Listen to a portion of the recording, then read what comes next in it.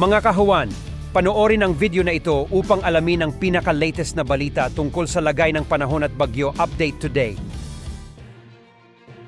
Happy Friday po sa ating lahat. Patuloy pa rin po ang epekto ng dalawang weather systems sa ating bansa. Una na po dyan ay yung unti-unting lumalakas po na amihan or northeast monsoon dito po sa may northern Luzon kung saan magdadala po ng bahagyang pagbaba ng temperatura at may hinang pag-ulan. Habang sa natitirang bahagi ng Luzon, Visayas and Mindanao, patuloy ang mainit at malinsangang panahon, dulot pa rin niya ng easterlies o yung hangin pa rin po galing sa silangan, particularly the Pacific Ocean.